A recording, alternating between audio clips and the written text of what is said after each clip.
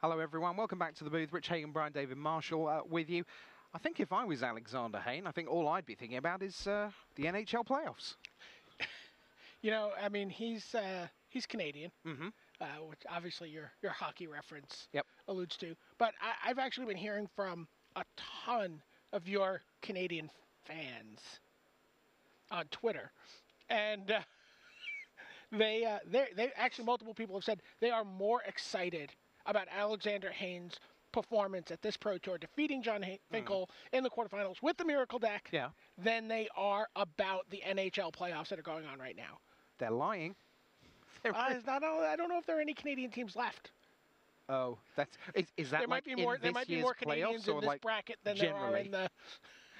Okay, I must say, when I went to the Hockey Hall of Fame in Toronto, you get to stand with the Stanley Cup. You get to hold the Stanley Cup. It's the best thing ever. So much fun. All right, to business. 2 semifinals. Hayne of Canada, Cho of America. Well, this looks kind of awkward all ways round.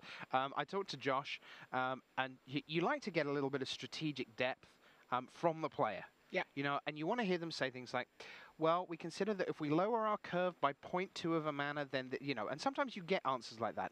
Josh's answer for the strategic plan for the semi-final, I'd quite like him not to miracle anything before turn 5. You know, so that's the insight into the matchup from Josh. Interestingly, Alexander Hayne said he would like to miracle things before turn 5. Really? So there's a kind of tension right there between the two. I think we've gotten right to the heart of it. Between the two camps. Oh, there we are. Yeah, so that's going to be a lot of fun. Oh, yes, he did. So that's going to be fun. Vidus, Ken Ukuhiro is, again, what I've noticed here is that we've got 4 terrific decks, just period, for when Magic Online cranks up block constructed. Yeah, absolutely. For the semifinals is 4 wildly different decks, 4 different strategies. A strategy built around the top of your deck, the Miracle deck. A strategy built around being in the red zone. Yep, so that's Cho. A strategy built around having creatures in your graveyard. Yep. The Reanimator deck. And a strategy built around hexproof. Absolutely. Vidus then Spirits against Ken Ukuhiro with Reanimator. We had a chance over lunch to have a chat with Vidus, not least about the end of that pulsating game 5, where Naoki Shimizu represents with 4 mana, has the potential for Restoration Angel. If he has it, we're going to be in trouble, and Go can't win. And they were sort of talking over possibilities of Tree of Redemption, Go, pass the turn, and you know that leaves the game longer. You still lose to Zealous Conscripts on the backswing. And in the end, they chatted around it a bit, and then Kai and Go went, yeah, I think I just attack anyway. And of course, it's easy to say that when you've just won with the no restoration, but it looks like that was the right play there. So as usual, I get to put you on the spot. The players are ready. Okay. It feels like, I know you spoke to Naoki Shimizu after his best of 5 loss to go. And I had a chance to talk to Ukuhiro as well. Okay, so where do they see the matchup against Vidus? Shimizu sees the match as being very bad for Ukuhiro. Okay. Thinks that Vidus is heavily favored. Right. Vidus was heavily favored against Shimizu. Yeah. Went the distance. And Shimizu thinks he could have won that match. He said, you know, my 2 games that I lost to not having enough land in my deck. Okay. So Vidus favorite there. A much tougher one to call. Josh Cho with Naya, Miracle with Hayne. I think I like Alexander Hayne here. I mean, again, this deck, you know, didn't have a great day 1. You were talking to some of the players about this. On day 2, it feasted on these mid-range decks. Yep. Naya, Jund. Wolfir Silverheart got rid of the little red whites. Exactly. And now the mid-range gets feasted on by this. You know, 8 Wrath effects, Time Walks, you know, powerful Planeswalker, you know, flying creatures. I like Hayne here. Okay. Well, let's see if Canada can keep the flag flying with Alexander Hayne. It is time for the semi-finals of Pro Tour Avacyn Restored.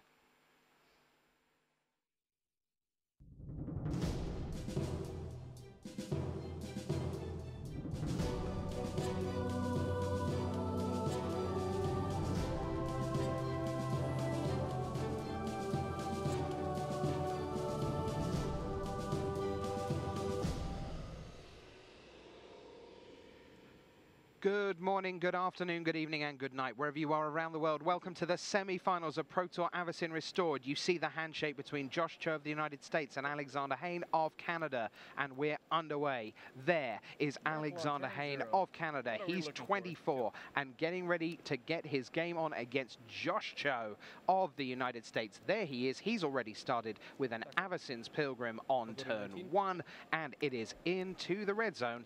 Brian David Marshall, we have a pretty incredible ride coming up in this one. Sure. And by the way, that Pilgrim just started in play on turn 1. They just decided that's how they're going to play Magic from now on. All right. That's going to confuse some people at home. Can you do that? No, you can't. Feeling of Dread for the Avacyn's Pilgrim. Upkeep. Let's not give you bonus mana. Yeah, the Feeling of Dread was the big innovation that Alexander Hayne felt that they came up with for the deck on their way to the event. Miracle. So Cho has added Gavany Township, and there's a Miracle, Devastation Tide. Sets him back yet again. By a long way. So down it comes, past the turn. Hayne looks for a Miracle, finds a Thought Scour. Lays another island. You see a Dissipate going through. Devastation Tide, Tamiyo the Moon Sage.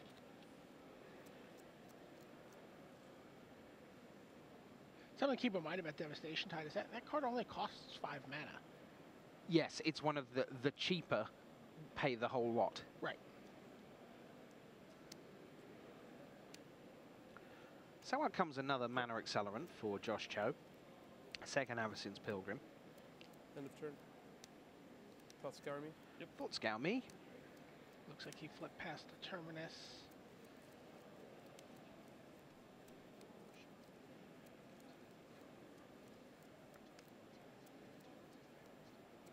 Can't really quite see what he flipped. He did not draw a Miracle.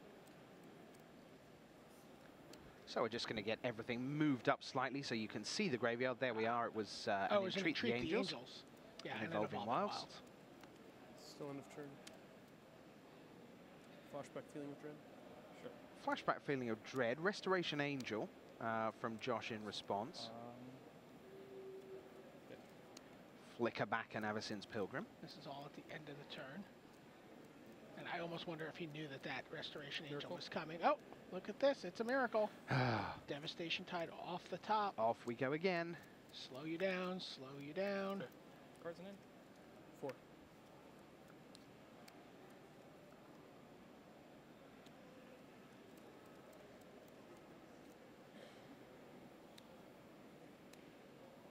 Borderline Rangers? Yeah. Hayne, to use a wrestling analogy, is all about off the top rope, right? I mean, he can be fair or he can be unfair, and he's all about off the top rope. So the Naya deck goes and gets its mountain. He's been keeping him off of white mana as best he could with Feeling of Dread.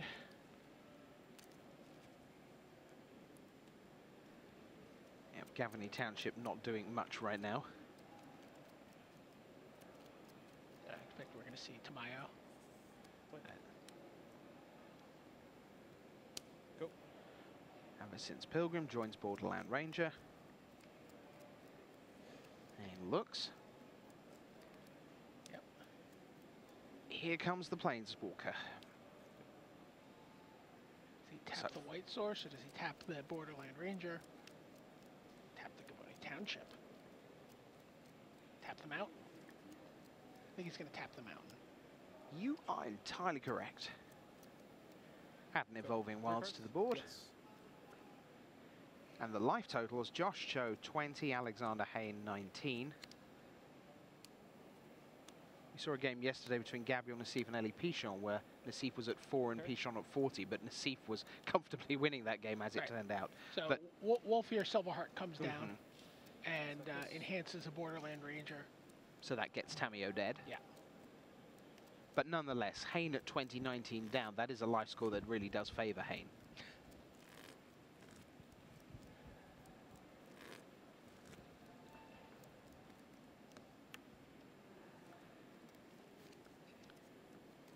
I predict finding Wolfir Silver Hearts at your local store amongst players may be a little problematic over the coming few days.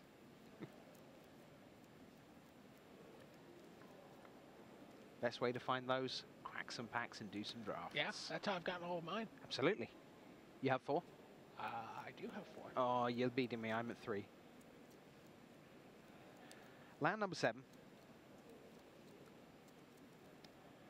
Looks like Hayne isn't going to be too distraught about losing Tamio. Believe he has another one there, or maybe not.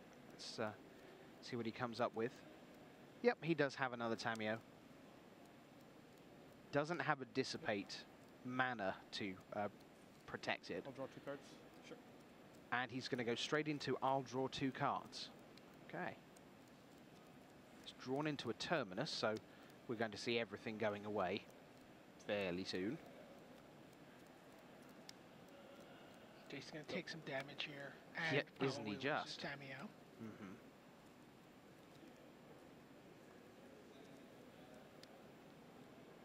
Is there ever a temptation to leave, other than when it's lethal, to leave Tamio there and just get in as much damage as you can? You know your creatures are going away at some point. I mean, he can get in for, actually, you know, he can have Alexander Hayne at 1 here, right? 8, 14, 15, 16, 17, 18 with the activation of that township. Well, that's what, you see, that's what I'm asking. Do you just go, let's put you to very, very nearly there? Cho has 3 Bonfire of the Damned in his main deck. How ironic would that be? Sorry, Oh, and... Is that what it is? I think that's what he got. Yep. But he needs Gavany Township plus dun dun dun dun. 2. 2. Wait. See. And Alexander Hayne, like we said, he's got the Dissipate, but not the extra mana. Combat? Tamio dies. Sure. Damage gets redirected to Yeah. to Tamio. 14? Yep. I go to 5. Go.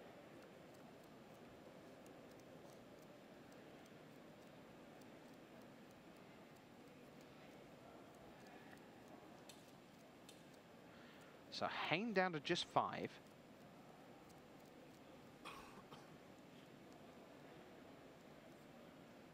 He's going to lay a plains, so up to 8 mana. Devastation Tide resets the board. 4 cards? Correct. And he then has Dissipate for when Wolfir Silverheart comes back. So here we go. Bye, see ya. As in, very likely, actually see you. You know when I have priority? Yeah, I pass priority. So floats a white. Temps Restoration Angel. And that's dissipated. Oh, sorry. But that does mean that Cho can now do what he wants on his turn. So we're going to see the Silverheart again.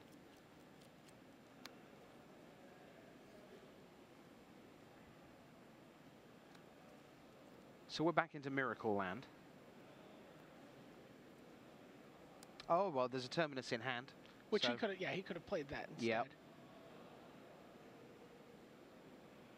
But would not have been able, was respecting the Restoration Angel when Cho didn't attack with that Pilgrim. Pilgrim. Yeah. Yeah. So he's like, okay. What do you want that white mana for? Bounce it. So it sounds like on the back table, just to fill you in, Gaudenis Vidigiris took an early jump to the lead in game 1, but Ukuhiro came back into it, and right now it is Vidigiris very much in the tank, so they're still in game 1, early advantage to Vidigiris, but it looks like it's kind of even Steven right now in game 1. Here we see Borderland Ranger and a Huntmaster of the Fells for Josh Cho. So he will get his first wolf token. There is the Huntmaster off the checklist card. Terminus? Terminus off the top. Again, 1 in 4 cards. Yeah.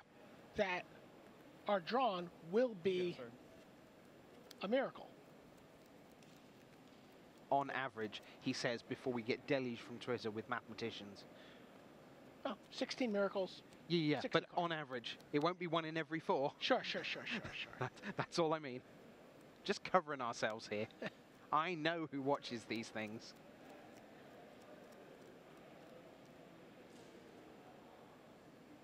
The thing is, what's particularly devastating about that is that Cho, having seen that one, potentially really runs out big guns now as fast as he can, but there's already one in hand for Hayne. I think his Huntmaster's a threat on its own, so maybe let's see what he does. Yeah, you see, there's another. Okay. End of turn, Thought Scour me. Tamio, Devastation Tide, and then Entreaty Angels. Yep. Hashtag hallelujah. 1, 2, 3, 4. 16 power. Cho's at 24. Getting my time walk mana ready. Oh, cheeky boy. Would've been sweet. I've got my time walk mana ready. Oh, there's a man who isn't nervous. He's been watching the Sea videos.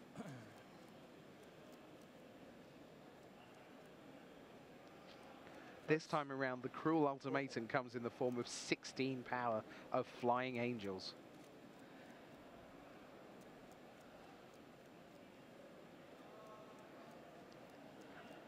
Yeah, Temporal Mastery there would have been game over.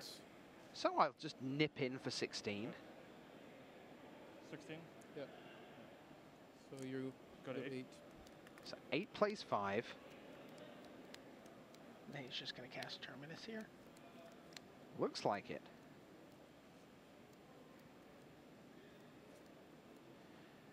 For the fair price of 6 mana. Terminus. Sure. 1 card? Yeah. 1 card, says Josh. He has 3 mana available. He's got Avacyn's Pilgrim. He's just going to sweep. So he goes to, if he doesn't play anything there, or just doesn't attack, he goes to 3. Okay, yep. Because the Huntmaster of the Fells will transform. Comes the Ravager. But, I mean, I don't know. Maybe Cho plays a Silverheart there. But then Joe comes out with a miracle, with a bonfire, well, I mean, and kills him. If he comes up with a bonfire, he's dead anyway. Sure, he's dead enough, yeah. But there is no miracle there. There's 4 green cards and a Huntmaster in hand for Cho. And Hayne, whose hands are stationary on the table, has nothing in hand. There you see all of his cards. Yes, all his no cards. We know a lot of you at home like to see the player's hands, and there is Alexander Haynes. So Cho. Meanwhile, Cho's holding 3 Silverhearts, a Garrick the Relentless, and an Avacyn's Pilgrim. Not much going on then. Yeah. So he starts with the... Oh, hi. I'd like to put 13 points of power into play here.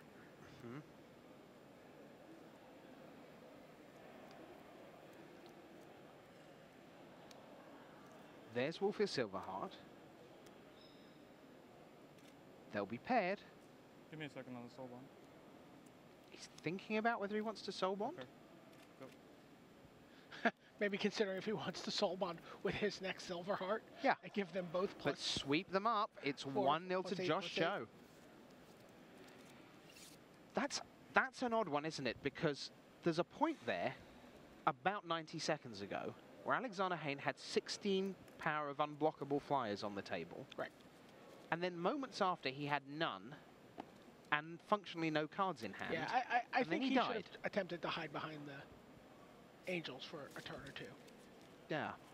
And maybe Cho commits more to the board, and that Terminus becomes more productive.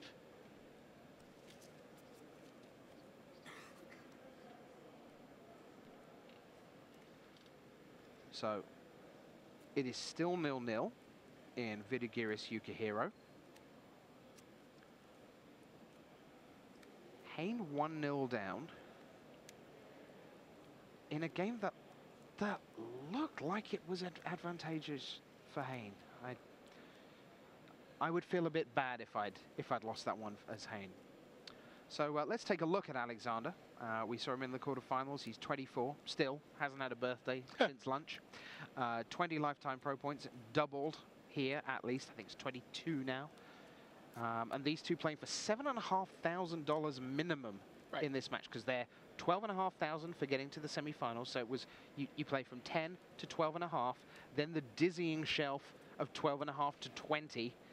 And then the match for all the marbles, 20 to 40. We saw you second there on home turf at Montreal in 2011. It's his first time at the top 8.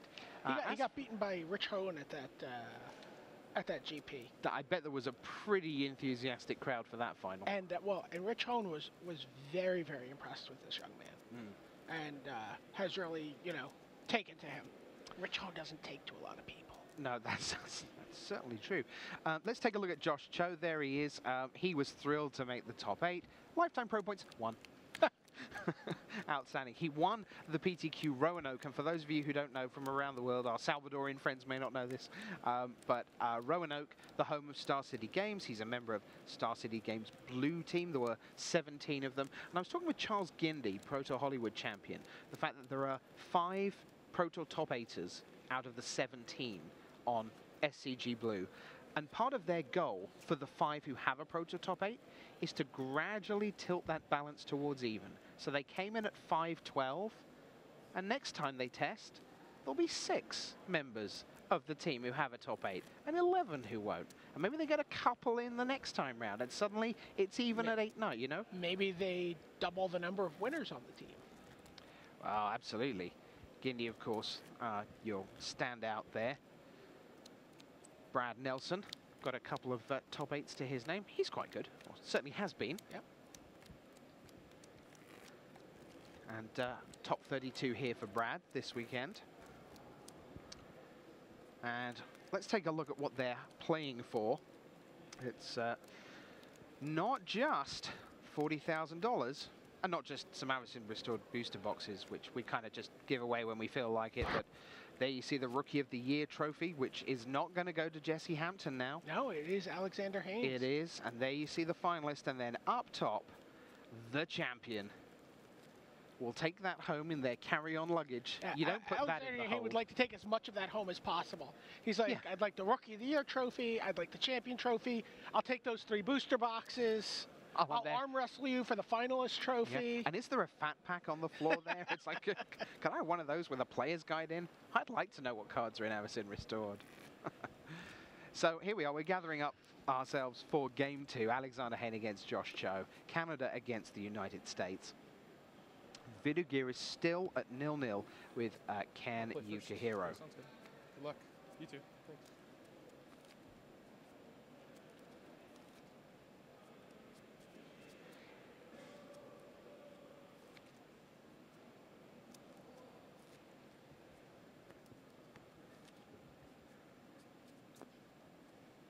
So here we go for Game 2.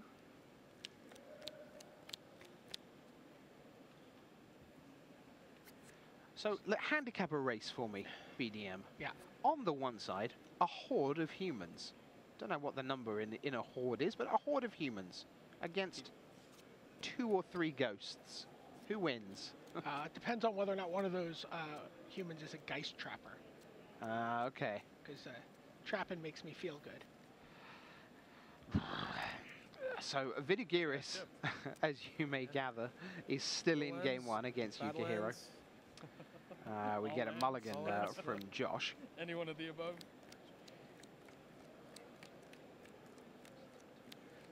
So there was a lot of talk on Twitter yesterday about Josh Cho getting into his first Pro Tour top 8 in his first Pro Tour. Absolutely. Now, of course, that once happened. 8 people did it at Pro Tour 1 in New York. But a lot of people have been asking recently.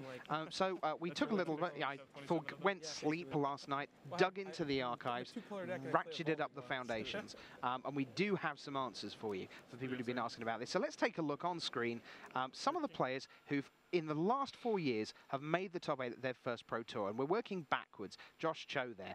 Nagoya was Elie Pichon, joined with Fabien Thiele at his second at that one. Jesse Hampton, he's only played 4 Pro Tours now, so he debuted at Philadelphia. I remember Niels Vienne in San Diego. From Belgium. And then, of course, the Rookie of the Year, Andrea Girola from Italy. Yeah. That's part of the reason he did so well in 2010. Tom Marr, of course. In Amsterdam, Lovi Janser of Sweden, Brian Robinson. Remember him? He was that the Boston sports fan. It was an ever-changing Bruins, Red Sox, the guys there, and Masayasu Tanahashi. Two players in the same Pro Tour.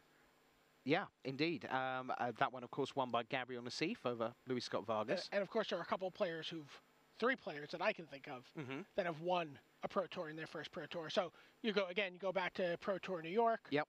And Randy Buehler. Yep.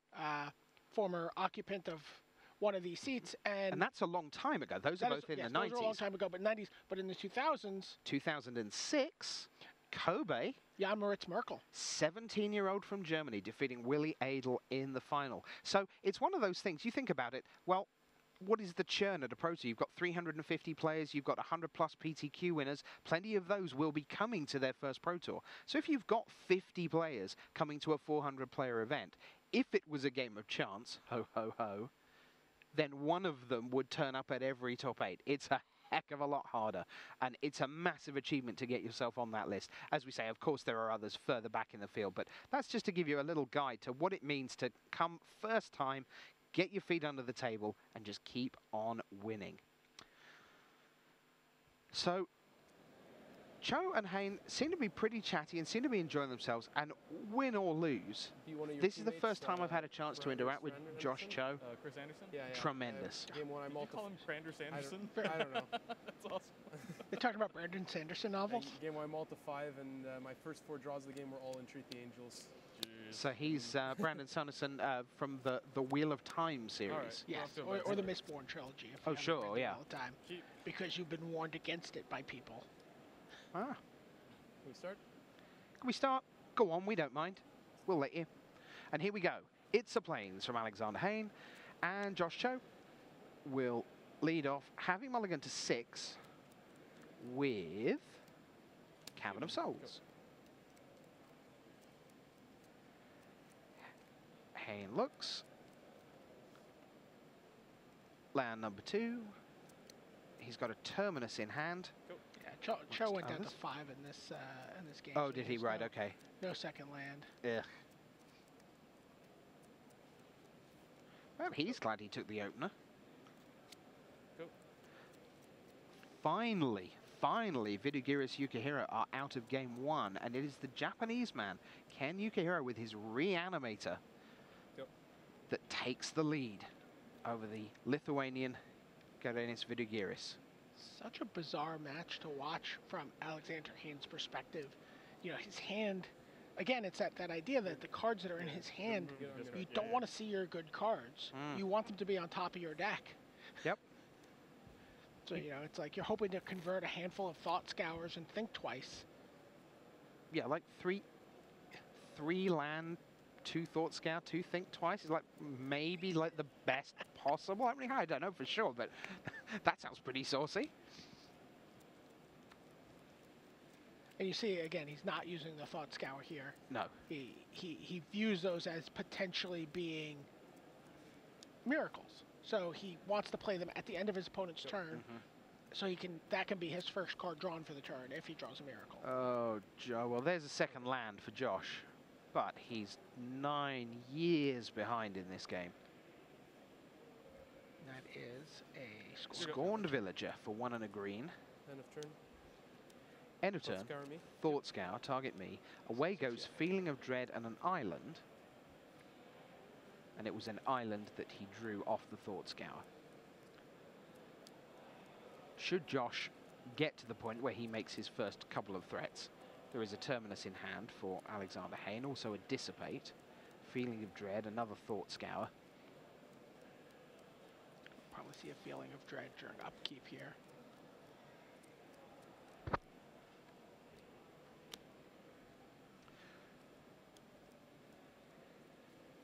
So, Scorned Villager, will it become a Moon-Scarred Werewolf with vengeance on its mind? Yep. It will, as Hayne points out. Still in upkeep. During upkeep, Thought Scour me. Thought Scour me. And two Well, miracles past a go away. It couple was of Temporal miracles. Mastery and Devastation tied, but there's a third miracle. It's Entreat the Angels. White, white, and X equals 3.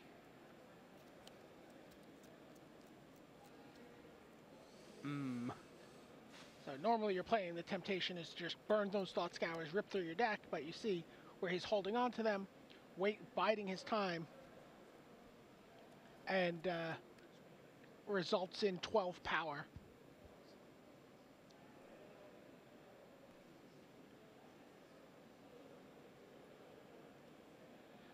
We're going to try to bring you a look at Dennis versus Ukuhiro after this game has come to its seemingly Inevitable conclusion. Red for human. Huntmaster. So here's a Huntmaster. So Cho goes to 22, but that's not enough to get him above a 2-turn clock. Correct. Transference. Just play the one. I played Thought Scour and Entreat. So yeah. Have a look for a miracle. It was a land. Turn my 3 angels sideways. He's got a feeling of dread. He can't. Yeah, he's got Dissipate as well. Whatever Cho does, it's no. It's in for 12. Counter it, tap it. In for 12. Let's try again. Go ahead. Yep. If anyone can make this go wrong for Canada, it's me. Canada, it's going to be 1-1. Feeling of dread. Feeling of dread. Tap him down. Still got his Dissipate mana up. Okay. Triggers? Yep. They're about to transform. 2/2. Sure. Yep. 2 to an angel, which doesn't kill it. 2 to Hayne.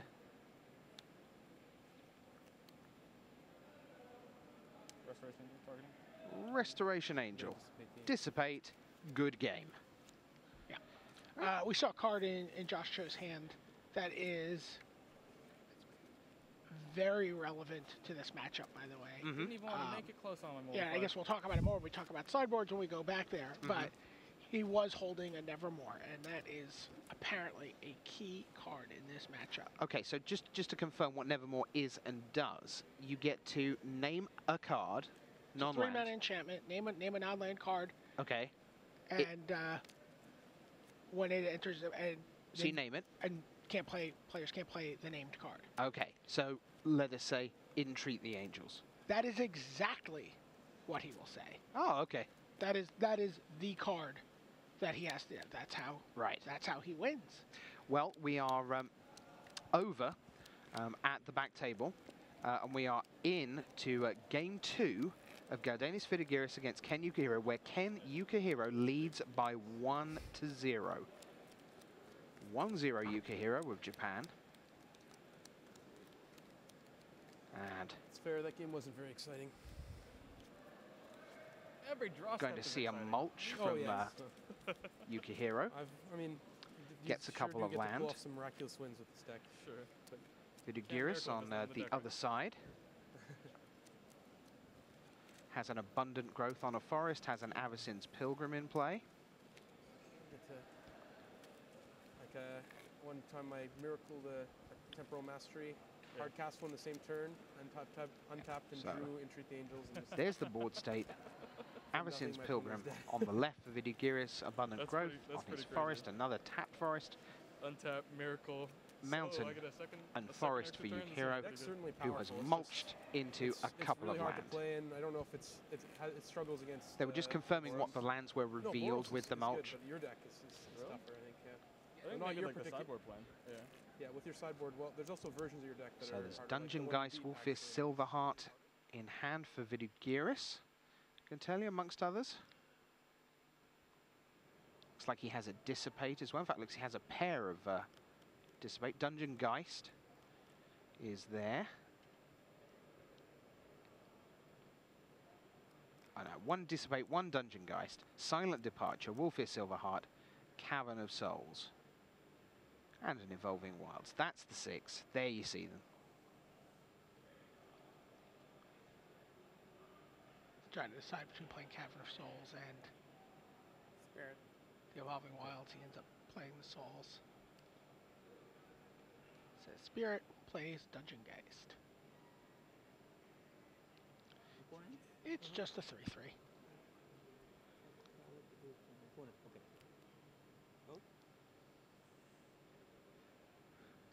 Just a 3/3. Yeah. Just a flying monster. Flying monsters have been Phantom quite good monster, this weekend. I should say. So Ukuhiro will search through.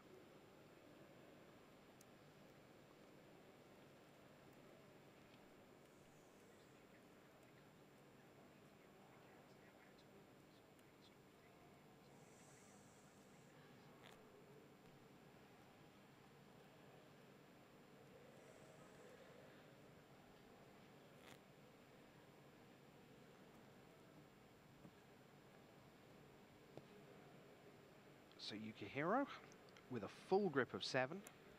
Looks like we could be lining up for another mulch sometime soon.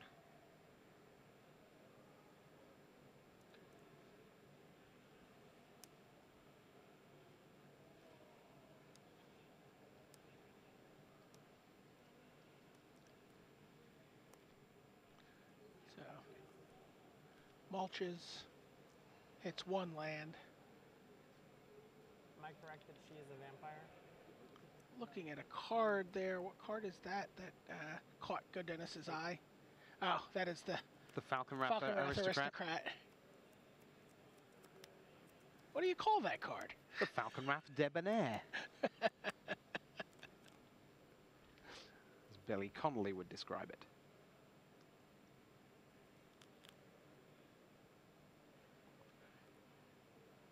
So, just have you know, over on the table A, yes, Alexander Hayne just cast turn 2 Time Walk. Oh, okay.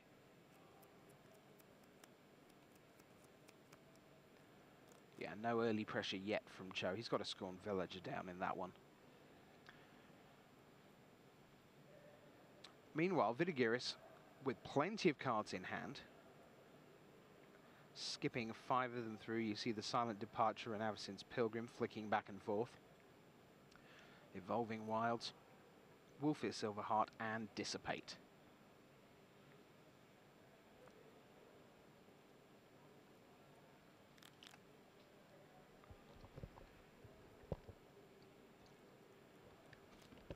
Here looks at his hand.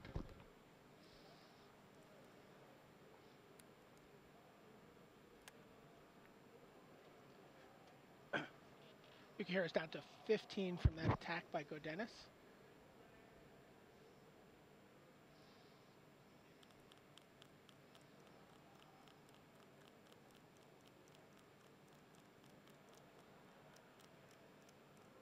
Go has a Dissipate for Yukihiro's big spell, whatever that might be, but he doesn't have the 2 blue yet, so he plays the Evolving Wilds. He's going to be able to go get it, and looks like he's managing the creatures on the board. Doesn't necessarily want to play that Avacyn Pilgrim.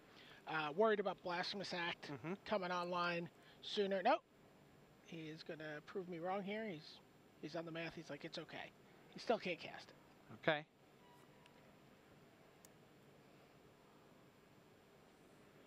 See a Fiend Hunter there. Here comes Huntmaster of the Fells. And then it says sure. Ukuhiro goes back up to 17. Evolving Wilds gets out one of those gorgeous full art islands for Vidus, who was all business this weekend, Dennis. It's when you have motivation. It turns out it was like, I think it was top 75 would have got him silver, top 16 would have got him gold. He's got that, and he's 2 matches away from being platinum if he wins the final. If he wins, yes.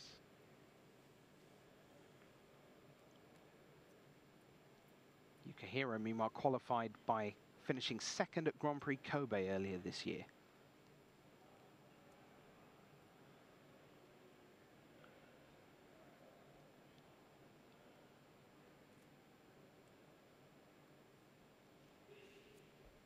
So there's Vidus. His hand. 4 cards to work with. Forest +3. Silverheart. Dissipate.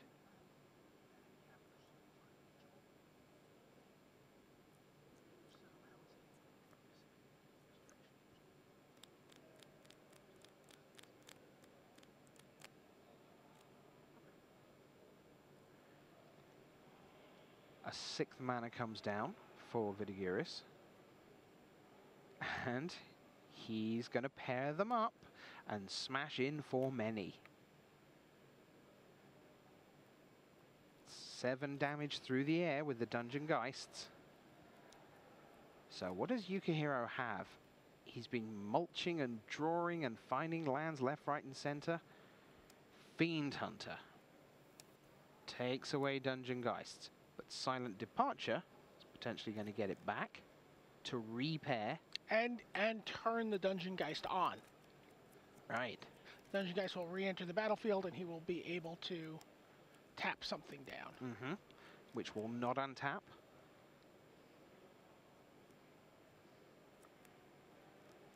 Fiend Hunter, one of my absolute favorite cards. Love that card. Terrific. I feel like it's seeing even more play than its predecessor, Faceless Butcher. Yeah, now is part of that because Fiend Hunter is sort of your Oblivion Ring? It's slot. Yeah. In a sense, Well, it just has a better home. 3 casting cost versus the 2, right? Mm. I mean, Butcher saw a fair amount of play, but...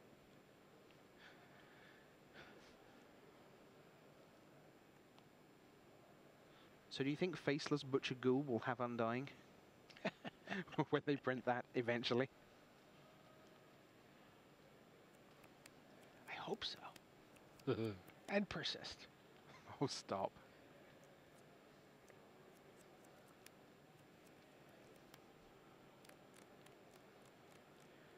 Go Dennis is thinking about his turn. We talked about Alexander Hayne being a chess player. So is Go Dennis. And he's, whenever faced with a complicated board situation, he will not hurry his way through that. Am I right that Gardenis has the ability to go Silent Departure, Flashback Silent Departure, get rid of Fiend Hunter and, let us say, Token. He then gets to pair up, attack with 2. There'll be a chump with the Huntmaster. Well, no, he wouldn't even jump with the Huntmaster because the Dungeon Geist would tap the Huntmaster. And then just pile him with the other 2 that are... Then he would get in for 9. And put Ukuhiro 2 on the brink of dead. 6. He had... I think he's very close to a win here, Vidus, with Silent Departure and Flashback Silent Departure. We're going to see the first bit. There's Fiend Hunter, get Dungeon Geists back. It enters the battlefield. And Vidus is tapping the ability very carefully. What am I doing with this? Am I winning a game at the Pro Tour with this?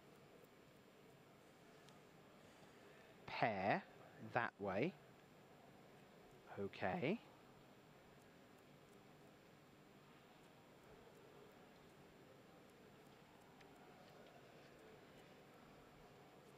And he's reading Dungeon Geists.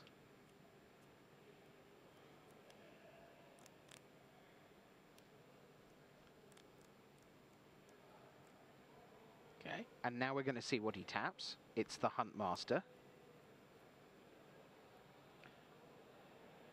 You can get in for... If you tap down the wolf with the Silent Departure Flashback, then you attack with everything you can. The Silver Heart is 8. And then the 2 Avacyn's Pilgrim 9/10.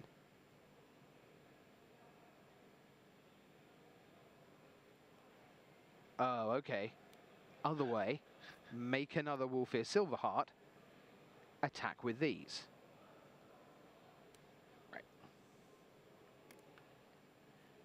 Putting his opponent on having to have Blasphemous Act. Mm-hmm.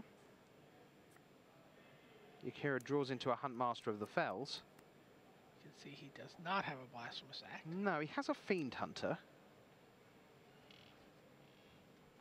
But that's a temporary at best solution. You want one?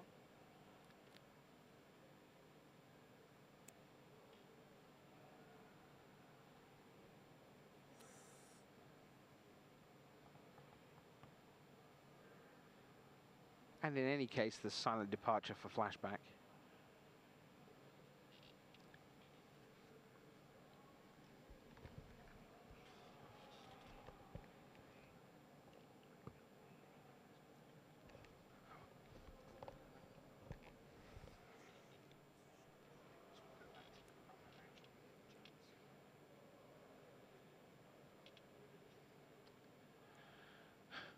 All right. So, looks like Faithless Looting, flashback. In search of a Blasphemous Act. I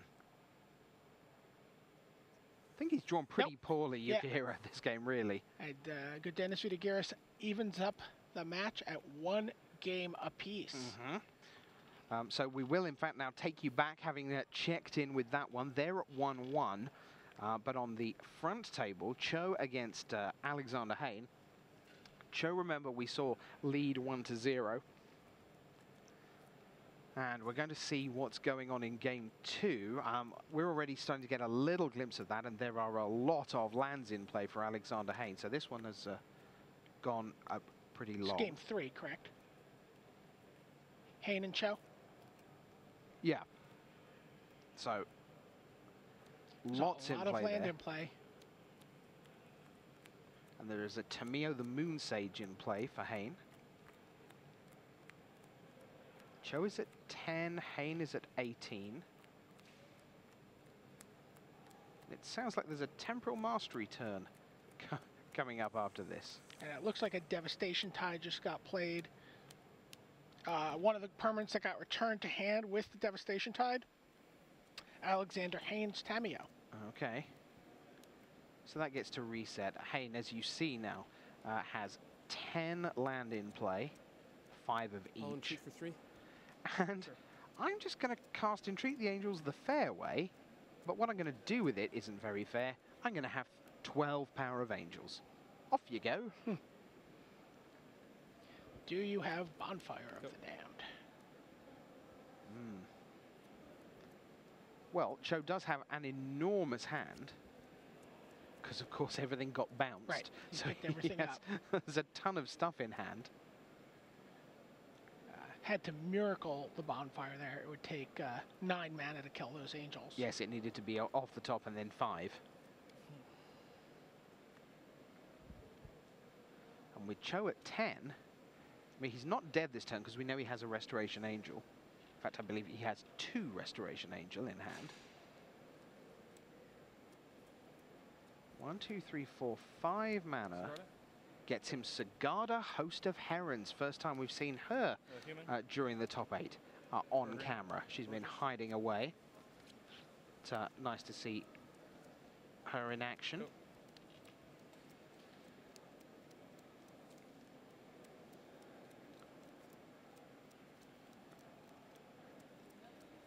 So, opposing abilities can't cause you to sacrifice from Sigarda. And that's a lot more of a roadblock than a 3-4. But here's Tamio. Cavern. The Cavern will not untap. Interesting. Won't be tapping down Sigarda, of course. Cannot. No. Will not and Passes cannot. the turn.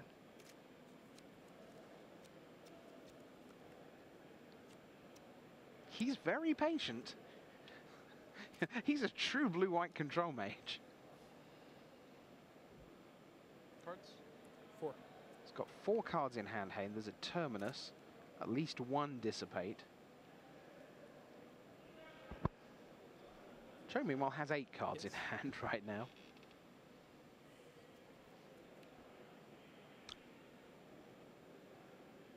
Okay, just to clarify, we're going to amend the live totals for you, so just have a quick check on screen in just a moment. See how it changes the match. At 22, Hayne at 15. Yeah, and that changes the decision not to attack considerably. Yeah, I was a little curious. Oh, well, your live total was different. Okay, fair enough. We'll give you that one then. Right. You're not dead in two attacks. Yeah, for some... 22-15.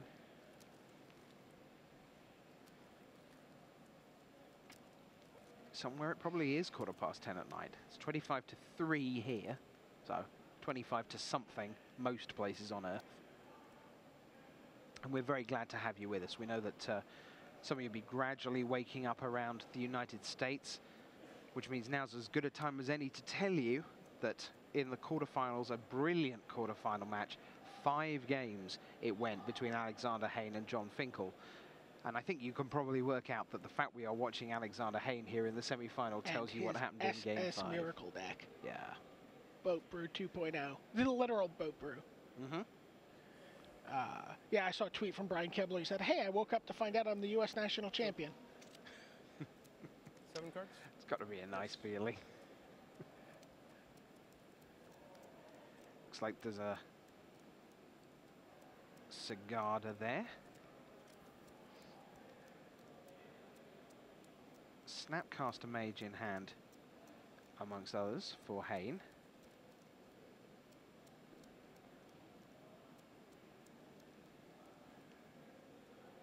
Cho looks to have brought in his Zealous Conscript after sideboarding.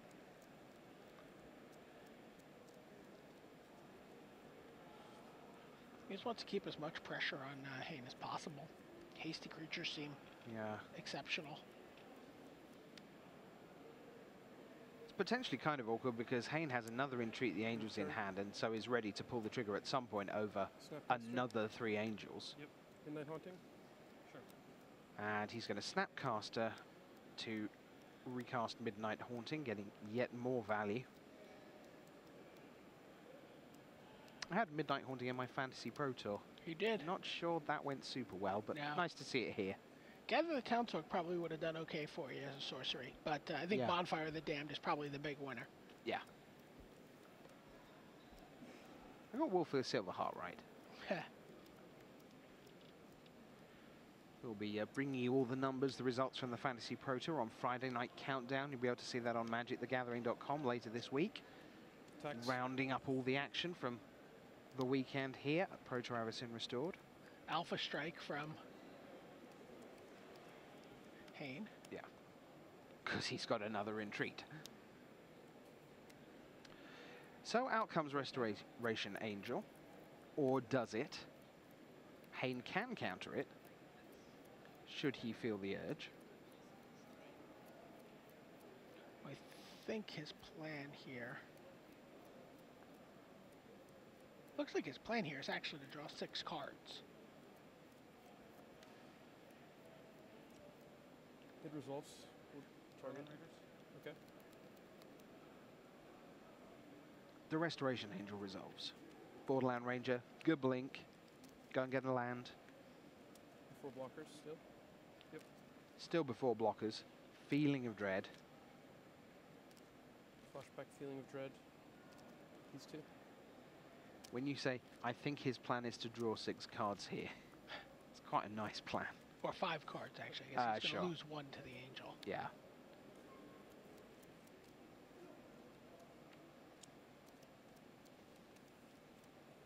Draw 5 cards, find a Time Walk.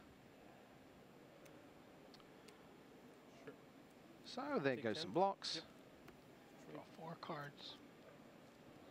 Grand Fall. I'll Yep. draw 4. Yep.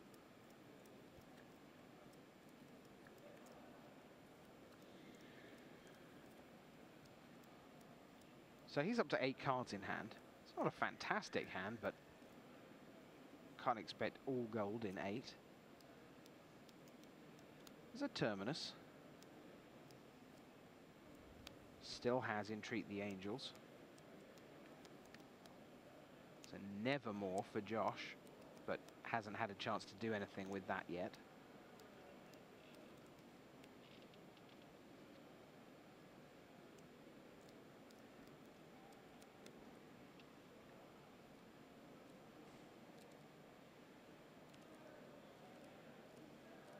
looks like If he double hasn't terminus played feeling. a land, he can make.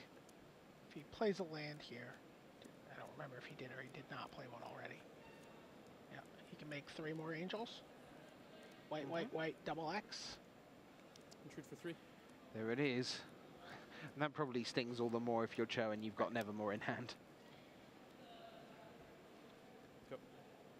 Off you go, Josh. So again, Miracle Bonfire of the Dan would be ideal. Yes, it would. All right. Is this a miracle for Josh Cho? It's a checklist card. Yeah. That is not a miracle.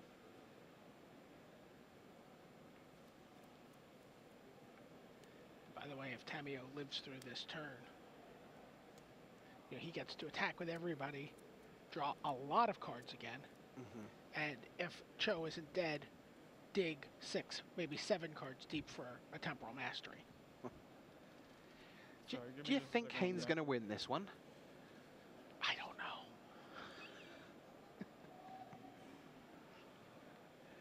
Some of the things you're describing that he's going to do are pretty savage. Red. Zealous Conscripts.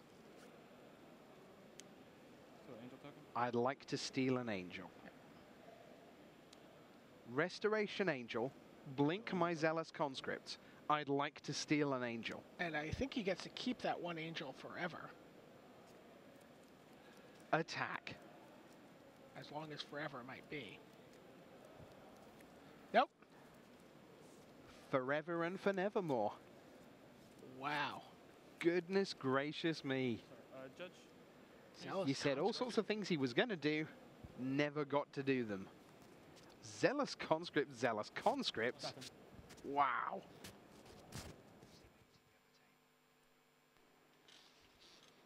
Good game. Wow. Good game, says Alexander Hayne at the end of that. Well done, you.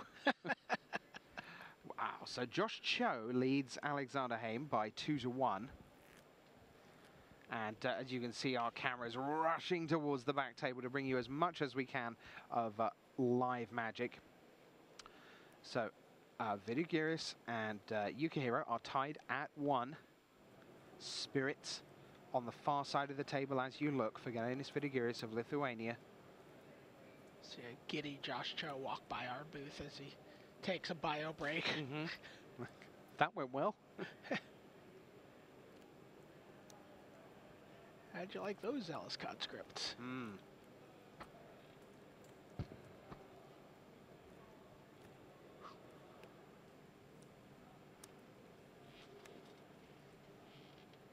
I'm always interested when a player is left alone at the table mid-match, what that's like. I very clearly remember watching at Kuala Finkel and Lumpur when John Fink, yeah, exactly. Mario Pascoli, 2008. Schumann. And he worked so hard, you could see him working to pull himself together. And here Hayne is on his own, You see 2-1 an down. aggro Falconwrath Aristocrat Right, come down and attack 4-1 on in. turn 4 for Ken Ukuhiro.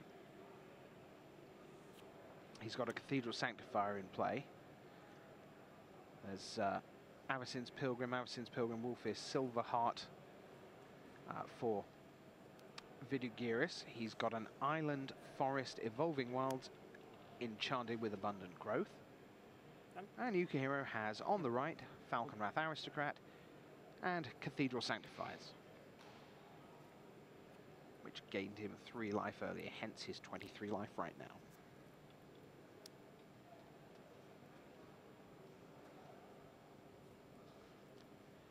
Is it greedy of me to want to see Grizzlebrand hit the table?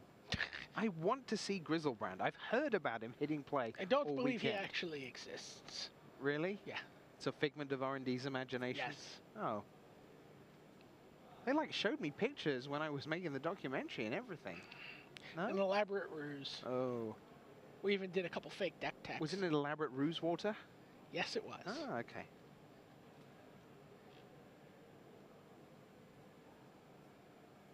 So.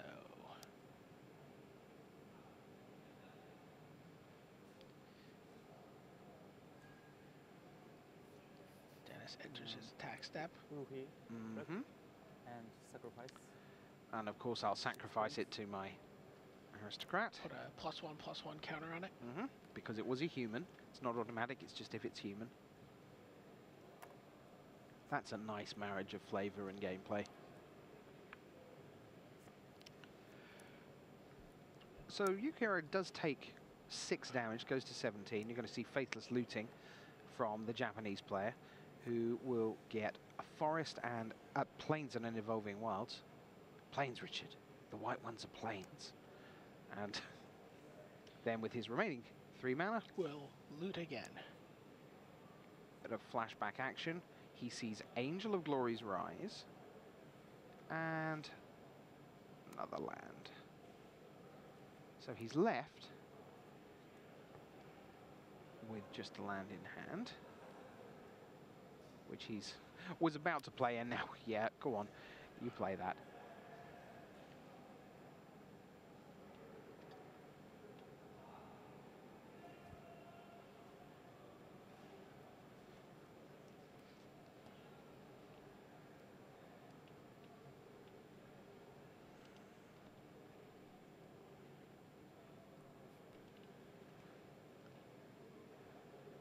So Dennis untaps with his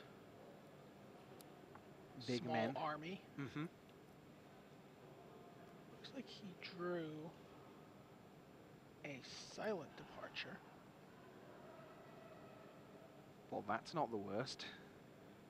He has 8, 13, 14 points of damage showing.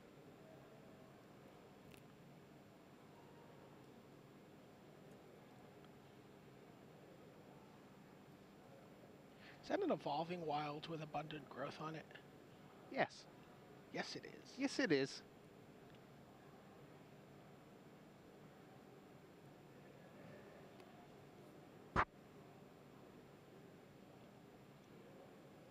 And in we come. So it looks like he's just going to... He's willing to put his 1/1 Avacyn Pilgrim at risk. And Ukuhiro will do the very Japanese trade of tapping the table. It relates to the way they learn math at school. It's Ron Foster, our wizarding expert at Wizards of the Coast, our Japanese guy there. They learn by abacus. So they construct a mental abacus on the table to go, well, this would be this, and for complex calculation. So he's going to trade his Falconrith Aristocrat for the 5/1 Avacyn Pilgrim. 5/2. 5/2, yeah.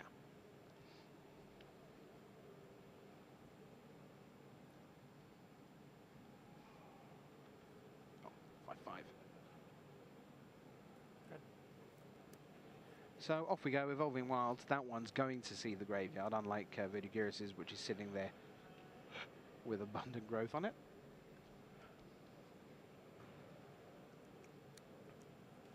So even though an Evolving Wilds can't normally make mana, Abundant Growth says it can produce mana of any kind. Yep. So probably what happened is on turn 2, he had an Abundant Growth, drew Forest, opened on Evolving Wilds, drew an Abundant Growth, played it, drew a card, then tapped the Evolving Wilds to play an Avacyn Pilgrim. Oh, neat. So there are only 2 creatures in play for Vidus. There are none in play for Ukuhiro, which means that Blasphemous Act is kind of off the board at the moment.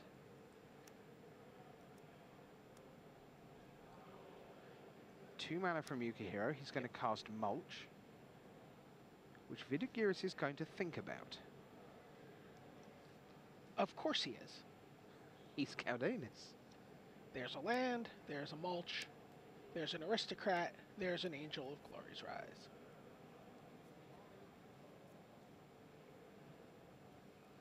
Flashback Faithless Looting. There's a Fiend Hunter.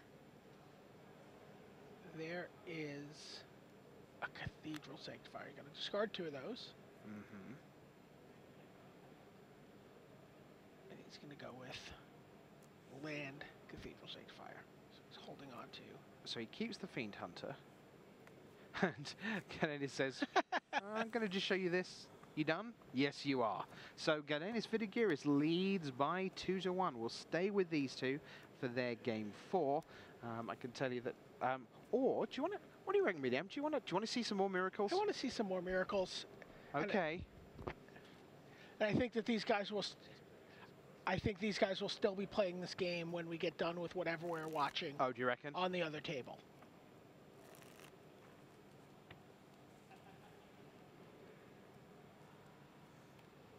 Must be a pretty terrifying situation for coverage colleague Josh Bennett, having to watch a Canadian in the top 4, and how will he concentrate on his work? And yeah. So they are underway. Oh, it looks like Midnight Haunting. Cho has stalled on one land. While Hayne has come roaring out of the gates with a Midnight Haunting. You stop. Well, I mean, that's roaring out of the gates for his him. deck. Sure. I guess roaring out of the gates is a turn 2 Snapcaster Mage, attack on turn 3. Okay. I grant you that relatively it is swift, but that's a bit like walking quickly to the moon. Second mana now for Josh. He's going to run out of Scorn Villager. So it looks like there's a Terminus in Hayne's yard. I wonder if he had a turn 1 Terminus. And in fact, that Scorn for Villager an Avacyn Pilgrim draw. The Scorn Villager going to be denied by Dissipate. Gavany Township for Cho. He did have the 3rd land. Kind of maybe wanted to bait out the Dissipate there. 14. It's not under any real pressure. Cho goes to 14. And Hayne just passes.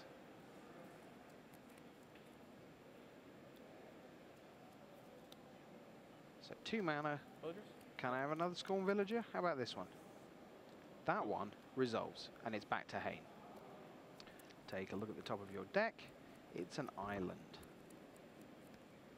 He's getting close to Temporal Mastery, so as and when he needs it, he's going to be heading towards 7 mana for bonus turn action. Go ahead. Cards. 4. A response, Feeling of Dread. Tap. And so here we go. Feeling of Dread. Let's deny you some mana. And 4, 5, 6, 7. There's a Restoration Angel in hand for Cho. That's what he drew that turn. Hayne untaps 6 land. Goes to 7, or can do in a moment, as he attacks once again with Midnight Haunting. There is the 7th land, and I'd just like another turn. Untap. No super hot miracle action there, but nonetheless, Cho's down to 8. He can't stop the beatdown. It's electrifying. This is, you know, roaring out of the gates. Interesting, he casts. Think twice. He gets a Snapcaster Mage. So he can Snapcaster, then Dissipate. He has the mana for that, right? Yes, he does.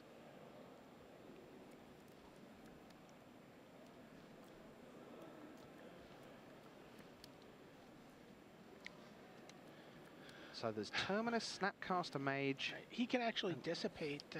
He's holding a Dissipate. He can dissipate the next 2 big spells. Oh, right, okay. That's a worry for Cho. Assuming no Cavern of Souls in one of those spells as a creature.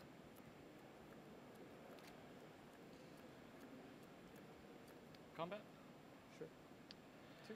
Combat? Yeah, Snapcaster? sure. You got it. I'm going to Midnight flip out Haunting Snapcaster. And I'm going to flashback Midnight Haunting. Block.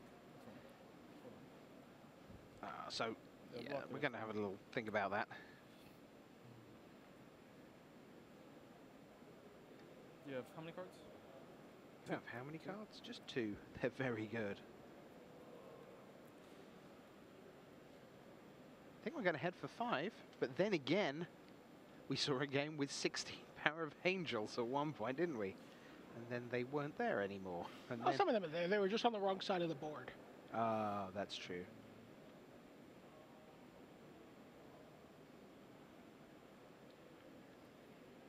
So is Cho looking at flashing out Restoration Angel Cho here?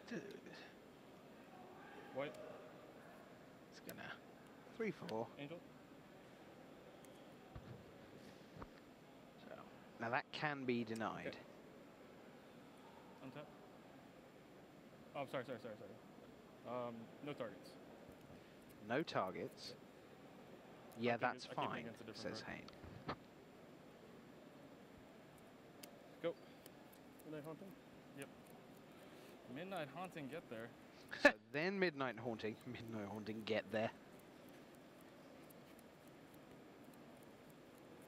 So there's 4 of them now.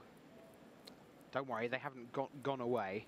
Oh, okay, so they are going to use Judge is like, no, one here, for everything. We've got a big stack of these. I'll entreat I'll entreat. for 2. Okay. Now, if that isn't a tell, I don't know what is. Show me the dissipate. Show me the dissipate. I'll show you the dissipate. That, incidentally, is and not that is something... the correct implementation of show me. That is not something we broadly recommend against strangers. Show me the dissipate. You show them the dissipate. Yeah, I thought you had it. Untap. On you go. It is 2-2 here in Cho against Hayne. And we're gonna stay here. And watch yes, Game 5. we will stay match. right here for Game 5. You better believe it. We have expected value of more good Dennis magic It was when a good this one. is done. It was a good one. I guess it would have been worse if it was on your second turn. Because then it would have got bad at my villagers. We hear these guys talking Land through wasn't coming up. the play. See if we can take a look at what these guys' deck lists look like and maybe what they're sided in for this match. So there's Hayne, looking every bit as relaxed as he has throughout. And Cho, who's had some of the most fun I've seen from a first timer in the top 8 for a long time. He's really enjoyed himself, win or lose. Acquitted himself very nicely throughout this tournament. Sat at table 1 for most of the event. Yeah, sure. So let's take a look. Here we are, BDM on board. Josh Cho, take it away. 8 options. Well, we've already seen that he's brought in the Nevermores and the Sigardas, and both of those seem very, very powerful. Excuse me, in this matchup. Probably brought out the Uvenwald Tracker. Probably brought out the Macias. Okay. You know, and I mean a handful of other cards. I'm not even sure which, but maybe the Garrix don't seem as exciting in this matchup. But we've seen very much that Entreat the Angels has been a central feature of the match. Well, and that's what the Nevermore is for. The Nevermore might as well just have in permanent marker written on it, Entreat the Angels. What about on the other side of the table? Let's take a look at Alexander Hayne for you, what he's got sideboard-wise. Yep, gotta laugh every time you see that one Angel's Mercy. Maybe that was to shore up the red-white aggro matchup. I think it was. That was apparently the bad matchup for this deck. Yeah. Right? You talk to some of these guys who fell by the wayside on day 1, and the thing that just ate their lunch was red-white aggro. Yeah. Wolfir Silverheart killed the red-white, and that meant by the time we got back down the stretch, they were able to feast on the mid-range decks. But against red-white, it was a bit of a struggle. So we've got the Mercy, 4 Cathedral Sanctify for real life gain, 3 Dissipate. We've seen that. We've seen that he brought in the sterling Dissipates, work. he brought in the Snapcaster Mages, and he brought in the Midnight Hauntings. You know, not sure what came out for that. Probably some number of Devastation Tides. I'm really interested. I freely admit to finding sideboarding very difficult in constructed play. Maybe a couple Feeling of Dreads. A card like Dissipate seems to be doing tremendous work almost all the time in sideboarding. So why aren't they main deck? In general, I'm not talking specifically about Alexander Hayne's deck, but when you see a card like that, where we've just seen all day today, Dissipate, Dissipate, Dissipate, Dissipate, why isn't it main? Think about their bad matchup. Okay. Red-white aggro deck. Right. Dissipate is not going to get it done there. Right, because it's just too slow. It's just too slow. Okay. The things that you care about have already gone by. Right. So you bias your deck for certain matchups that you're weaker against. And, you know, they have a pretty good control matchup to begin with. Right. And then, you know, where they don't see something coming, an angle they may have missed, just a matchup they want to shore up, in comes the Dissipate. We've seen in this match, we talked jokingly about the Midnight Haunting beatdown. Yeah. But we also talked in one of the earlier matches about how Dennis Rashid wanted to come out of the gate with Pilgrim and head towards his Paladin and double strike this and the game be functionally over on turn 4. Cho, having lost that one, is going to be on the play.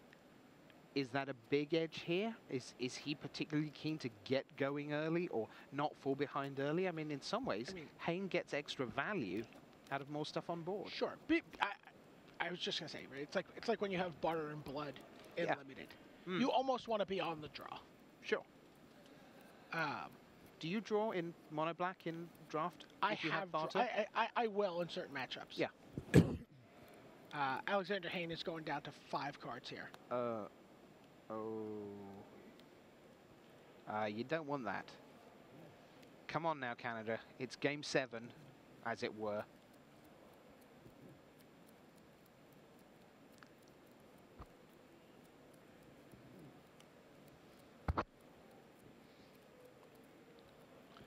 So Josh Cho has kept his 7-card hand. And is on the play. I guess Hayne does have a deck that kind of mulligans pretty well because it has so many 1- and 2-cast spells coming off the top. Absolutely. And again, a hand that you might mulligan with this deck is going to be a hand where you see some lands and 3 of your best cards. Yep. Because you don't want them in your hand.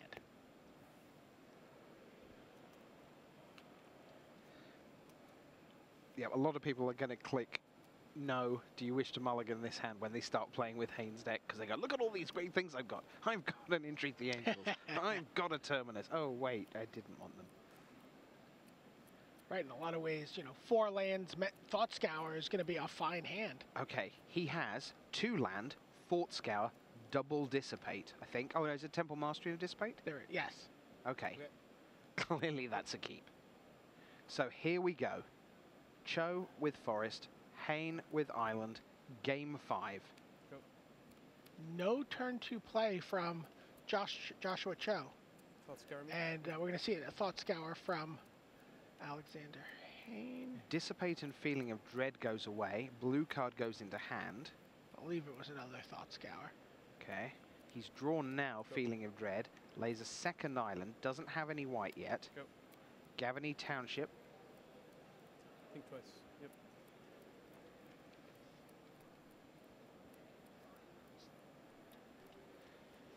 Go.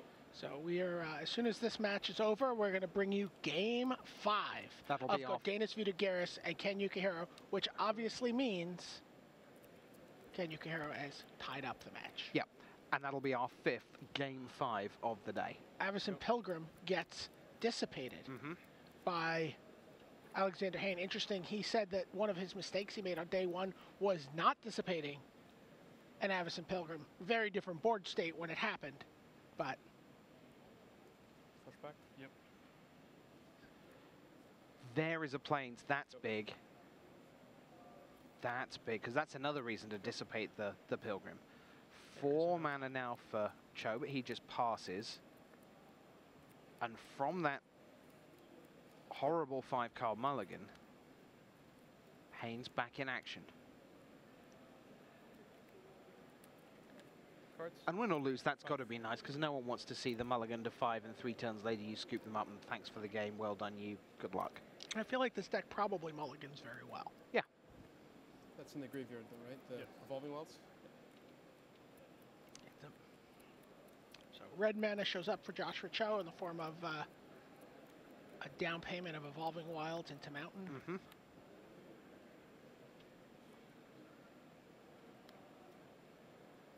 So there's lots of check cards in Cho's hand right now. There's one of them. It's a Huntmaster. Talking of Czech cards, there are 4 Czech Republic players who are platinum for this coming season. Yep. I'll let you name them when we get a minute. Meanwhile, 5 cards for Hayne. Flashback. He's just digging right now. Flashback, think twice. Draws a Plains. He's up to 6 mana, 6 cards in hand. And Are we going to reset the board here? Looks like Yes, it's a straight up devastation tide. Just to buy some more time. Cho with a full grip, of course. Cards. Sounds like he's going to go. Well, he already has a white source from his Cleft Topetry, but it sounds like he could go get a Plains here with that Borderland Ranger. As a by the by, it looks like he has 2 copies of Zealous Conscripts in hand, which of course won him a game earlier in the match. Well, it wasn't 2 copies, it was 1 copy twice with blink effects flickering. So back comes Huntmaster and Pal.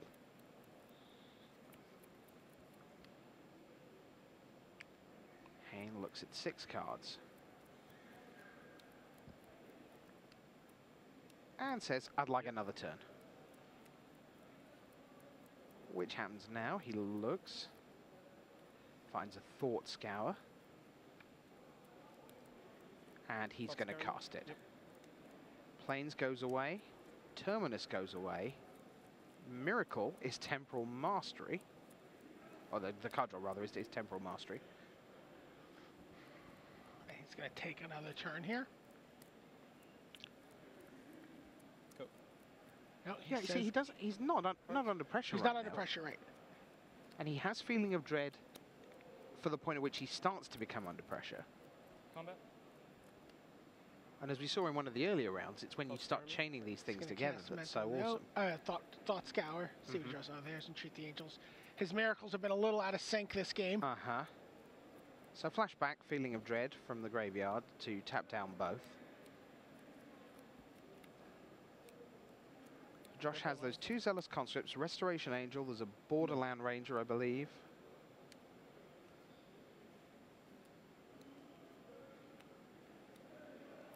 Borderland Ranger? There it is, there's the Borderland Ranger.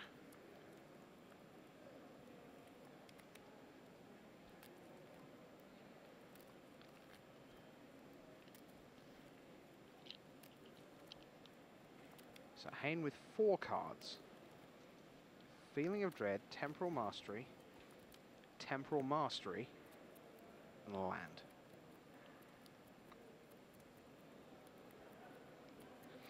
What he really wants is just to go in, treat the angels, get a ton, and then have a bunch of extra turns and just kill you through the air repeatedly. Oh, there's a Garrick the Relentless. Guess those have not come out. Which Hayne will not be countering. Has the mana to do so, but not the card. So Garrick appears. There's a wolf. Now we're starting to see pressure. I'll make a wolf. All right. Go. There it is. There's a wolf. And there's a Devastation Tide. Bye. Care to start all over again? It's like Shahrazad. Start a sub-turn? Yeah. A sub-game of Magic. And now, in part 4 of Game 5... Borderland Rangers?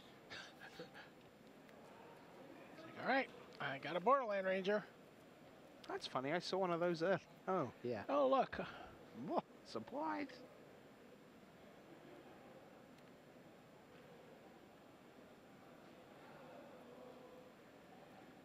So if you're wondering what's happening in the other match, answer, nothing. And that's because we're good to you, and we bring Game 5 to you live. With any luck, what's happening is shuffling, drawing their opening 7, and making their mulligan decisions. I can see in the background there is some shuffling going on. That's quite encouraging.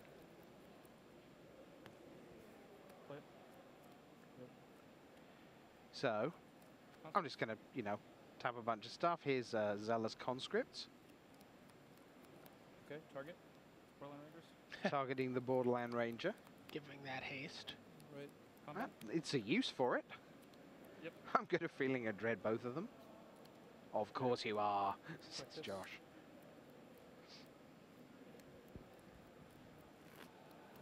He's up to 9 mana.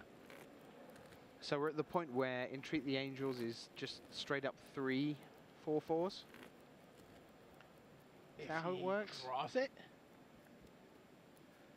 No, I mean just like I would be 3 playing it the fair way. Yes, it would. Yeah. Yeah, otherwise it's just many. Looks like Snapcaster Mage has arrived in Hayne's hand.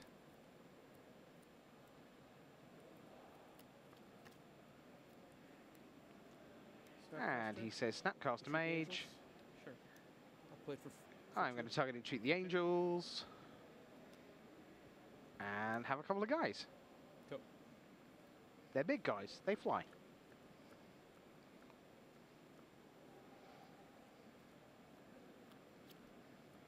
Have we seen Cho find a miracle on top at any point?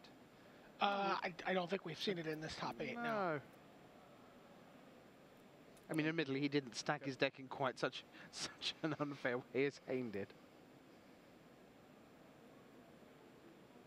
Remember, there is another Zealous Conscript over there for Cho.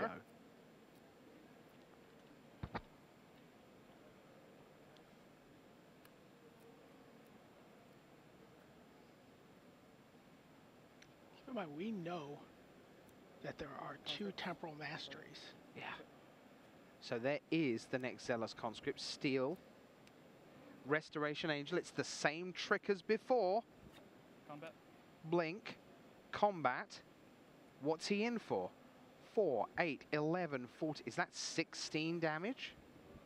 That's what it looks I like. think Alexander Hayne is going to win this match. Yes. I'm at 20. I'm at 20. He confirms. Correct? Yes, Yep. I did. He has enough mana to play his Cho's Temporal tapped out. Mastery. Mm-hmm. Feeling of Dread, the I'll Feeling take of Dread, the Restoration Angel. 4. Pressing. He gets his tokens. Yeah. Alexander Hayne just won his semifinal match. 24 to 4. Canada, Yes. it's him saying it, not me. I'm just sitting here listening. Feeling of Dread, the Restoration Angel.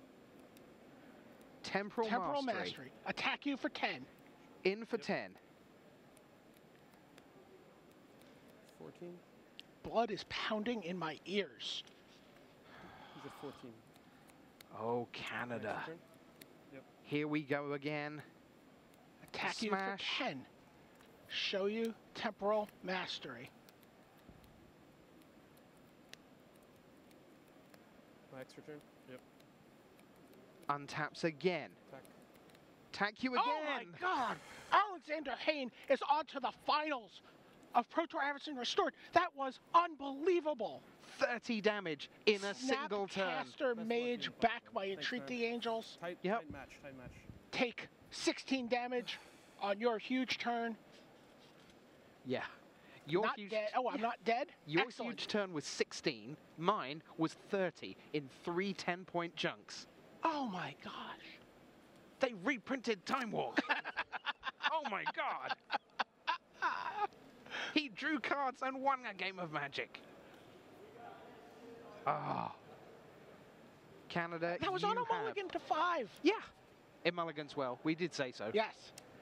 Let us take you to the final game of the semi-finals, and that is between Galdenis Vidugiris of Lithuania and Ken Ukuhiro of Japan, and they are underway. A land on both sides of the table.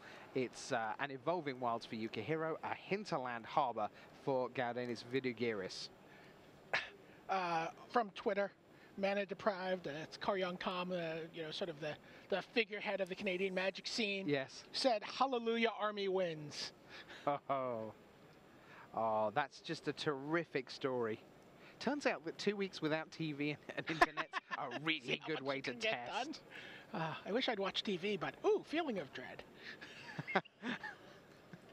Indeed. All you can eat midnight buffet. What about miracles? Pass the pineapple. Okay.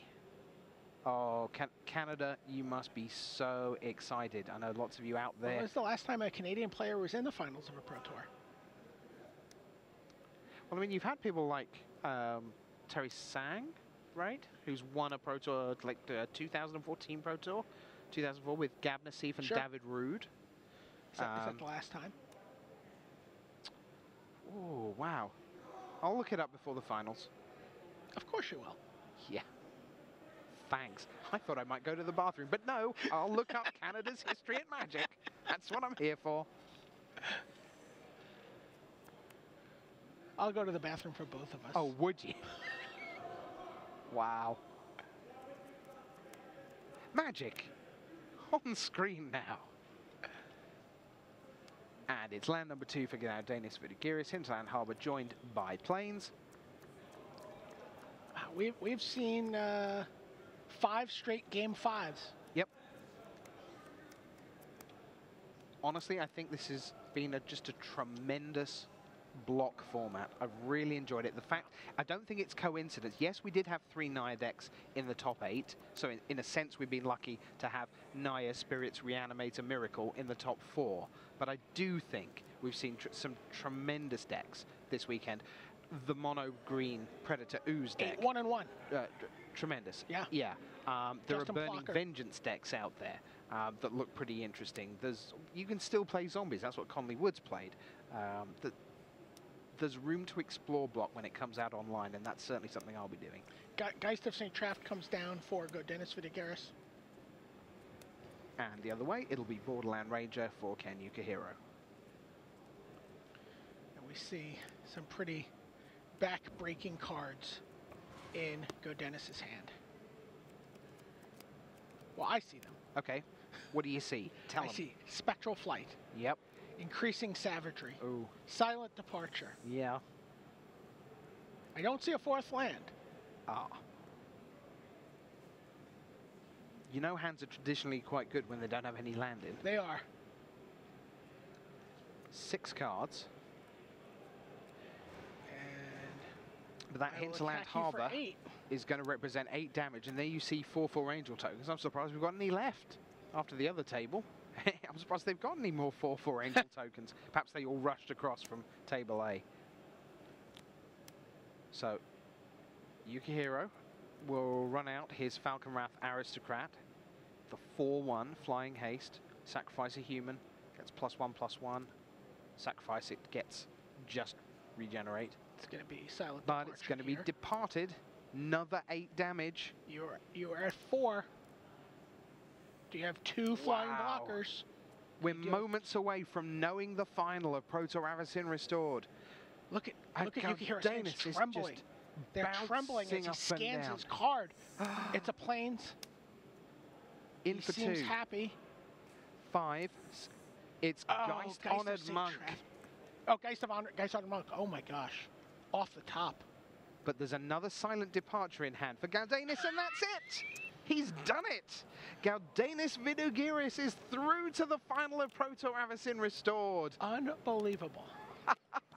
What a fantastic day of Magic it's been. And really, I couldn't be happier about the 2 decks in the finals of this Pro Tour.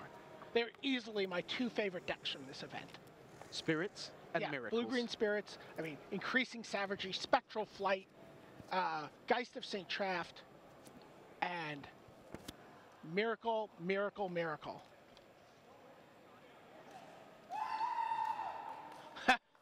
You hear a howl from the American players. Hello, everyone. I hope you're enjoying it at home because it is just wonderful here. Just wonderful. And I can tell you, off camera, backstage, the SCG Black guys are there you going get a look. nuts. Tom Martell, Alex West, Sam Black, Yeah. Andrew Cuneo. Andrew Cuneo. Everyone else like, woo! Andrew Cuneo's like, good job. Yes, well done.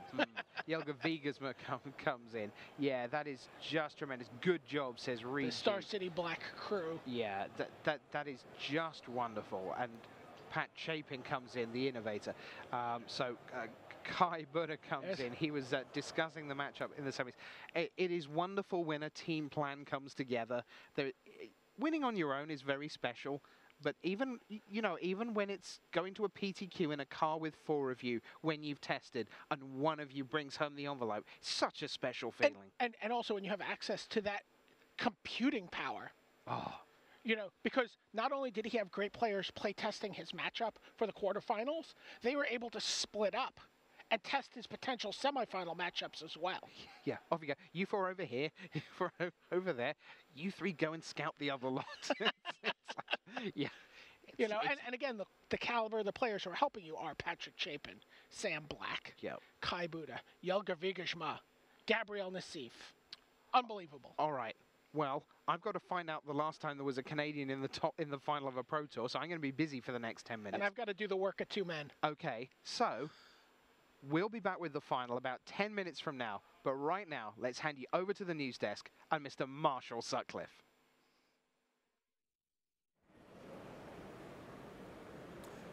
And welcome back to the Tournament Center. My name is Marshall Sutcliffe. I am joined by Zach Hill and Sheldon Menery. Yes, you are. Ooh, boys. Those were some good matches. That was some magic right there. You know, we were over here screaming at the monitor along with everybody else. I thought that was absolutely fantastic. Let's talk about the first one. Alexander Hayne takes down Josh Cho in pretty dramatic fashion. Well, I mean, I'm sitting there thinking about what's it like to be in Josh Cho's shoes. You know, you see your opponent snapcaster back 2 angels. You're at a healthy 24 life. Yeah. And you have the 2 conscripts in here, and you're like viewing this as an opportunity. You know, you're like, I can get through so much damage right now, put him on the ropes. Then an attack and 2 time walks later, and all of a sudden you find yourself knocked out of the elimination rounds. I mean, I can't imagine what that would feel like. We saw 3 time walks. Swing. He was in a good board state. He hit him for 16 damage and had a full board. And a restoration angel back to block in case anything went wrong. Like, he even had a backup plan in case the thing that we thought didn't want it. But Alex had 9 mana, and he was able to not only play 2 time walks, but also flash back his feeling of dread. Feeling of dread. Thank you, and take down the match. That was so exciting. It was intense. It was the kind of tournament magic you love seeing at the end. You know, the furious finish, as it were. Yeah. Things look like they're going to turn out one way. They turn out radically different. And I mean, it's exciting. It's compelling. It's great viewing for all the folks that are watching on the feed. Yeah, as a big commander guy, you like doing big spells, big stuff, and we saw a lot of that just right now on the Pro Tour. I think we can safely apply the term epic. Yes. To that play. You know, that's not one we want to throw around. It counts here, for sure. Epic win. Epic win. And we get to see the Miracles deck in the finals. Now, we've seen this matchup one time before. Right. Because Gaudenus Vidugaris, he also advances to the finals with Spirits deck designed by Sam Black for Star City Games Team Black. Right. You guys think about this matchup. I mean, is this the first time Gaudenus has been in the finals? I'm not sure off the top. I believe so. This is his second top 8. Yeah, his second top 8. And I think it's his first time in the finals. Yeah, I think that's the case. You see how excited he was after that? Yeah. We heard it. I think the team was a little more excited. Yes. I mean, you heard that, you know, from out beyond the ropes. You heard the screams. He wins the match, and then the hall just erupts. Yeah, you know, it's crazy to watch. From where we're sitting, we can hear what's going on in the hall, but we don't have a visual, and we just heard him go nuts out there, and we kind of were too. Oh yeah. You know, that was such an exciting Sheldon finish. had to calm me down. Yeah. I didn't want you to injure yourself. Oh, I appreciate that. You're always looking out for me. Right. I was really happy because the 2 cards that put it away for Go were kind of limited cards. Yeah, Cards that I've played a few times. Silent Departure, one of my favorites. And Spectral Flight isn't one of my favorites, but it's so sweet that it's doing work here at the Pro Tour and Constructed. I was going to say, you're like, yeah, I mean, you look at the board, and you don't necessarily know whether it's the constructed or limited portion or not. It's like, oh, how lucky he was able to open Geist's Save Draft. I guess, you know, Spectral Flighting it and Silent Departing, and all of a sudden the match is over. Yeah. I mean, the thing about it to me is that, you know, coming into this tournament, we didn't know, you know, what blue was supposed to do. A lot of players were talking about how it seemed a little bit underutilized. Yeah. But lo and behold, we have 2 blue decks in the finals. Yeah, it's a flip-flop from what you might expect. Right. At the Pro Tour level, a lot of players really appreciate the skill intensivity of a blue card, of a blue deck. Lots of choices, lots of decision trees, and all these things that pros love. Green kind of gets the bad end of the stick for that. It's kind of like, well, I'm casting good creatures. You know, that's how people view green. It actually has a lot of other things going, but that's kind of the rap it gets. And here, almost everybody played green, but it looks like the few people that took the time to find the blue deck in the format. Right. Well, I really think that's the story of this tournament. I mean, I feel like a lot of people were sort of operating at level 1, sort of like we talked about. Had the Anaya deck, had a lot of ways to optimize it. But what we're really seeing rise to the top are the decks that really took that extra step. Yeah. Really were able to exploit holes in the metagame, pursue truly innovative strategies. I mean, these are both decks. This Miracle deck is insane. We have never seen decks like this before in any format. Yeah. You know, how many times is what's been correct to do just actually, in essence, enchant your creature with a bunch of different, boost effects and just attack until they're dead? I mean, it's really not a strategy that we see very often. No. Not since Rabid Wombat. Right. We see swords and things like that, but this is actual creature enchantments. Okay, let's talk about the players. Sure. Godinez. He's on Team Star City Black. He's a veteran. Yep. Yeah. He's been here before. Alexander Hayne. Team Mana Deprived. Right. He's Canadian. He's part of a team that they're up and coming. Team Mana Deprived, they've got Pascal Maynard on there. They've got Alexander Hayne. These guys have had deep finishes in GPs recently. They love Legacy. Right. These guys are not narrow players. They play Magic as a whole. They understand the game, and they're looking to make their mark today for Canada. Yeah. Now, Godinez, he wants to get his. He's put in his time. He's been here before. What's it going to take for him to actually take this thing down today? Well, I mean, I think a huge advantage, you can touch on this too, is he does get to play first as the number one seed. I think that's very important in this matchup. Because that's a relatively new rule change, right, Sheldon? In the last year, there will be no die rolling on this thing. It's because he was seeded higher coming in. Correct. And so now he gets the option to play or draw every game for the whole match. He gets the option to play or for draw the first game of the whole match, the only one that it actually matters. Yes. Okay. And so how important is that for Go's deck? Well, I think it's tremendously important. So much of this matchup is about getting initiative and about hitting for enough damage that the removal effects in Hayne's deck can't come online. If he doesn't get to 5 mana, he has to miracle his Terminus or his Devastation Tide. Yeah, Devastation Tide. And, that's obviously a lot harder to do than drawing in your 7-card opening hand. So I think being on the play will allow Godinez to keep up more pressure than he would otherwise. And that's going to make all the difference in this match. Yeah, I think when we talked about the Finkel-Hayne match, we talked about tempo. We talked about you got to get in there, because in the long game you can't win against the Miracle deck. It's just, and we saw that there in the semifinals as well.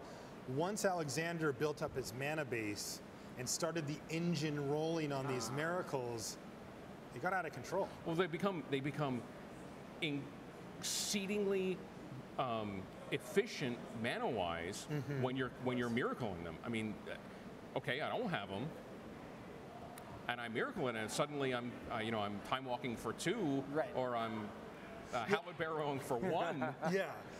It becomes crazy. And Alex's deck is set up so that during the late part of the game, and even in the early part sometimes, he can get a draw step on his turn.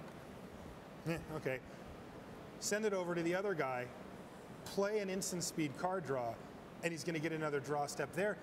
I mean, he can chain these things together and give himself a lot of opportunities to hit miracle costs if it comes down to that situation. Well, and I think an important thing to understand about Hayne's deck is exactly that he is maximizing his miracles. He's not just jamming a bunch of cards into a deck and hoping it works out. He's got 4 copies of Thought Scour, 4 copies of Think Twice, 2 Snapcaster Mages after sideboard for a little bit of redundancy. Yeah, I mean, he is really trying to milk these miracle cards for all that he can. And that's yet another reason why being on the draw is such a disadvantage for him, because that's just 1 fewer mana he has access to try and capitalize on getting an additional virtual draw step to trigger miracles on his opponent's turn. I think it's really easy for people to kind of discount miracles as luck cards. And I think we're seeing the exact opposite of that here. That the validation of miracles has come into this Pro Tour final. That he's not, like you said, just jamming a couple into an existing deck. He's crafted this whole strategy around casting these things for next to no mana. You're going to top deck some of them because you have so many of them, right. which is a brilliant strategy as far as I'm concerned. Yeah, I think so too. And I think that when you initially look at a Miracle, you think of it in terms of, well, what could happen if it's going to get Miracled. But this guy's deck, you know, he built it to take advantage of this mechanic at some level of risk. You have your opening hand.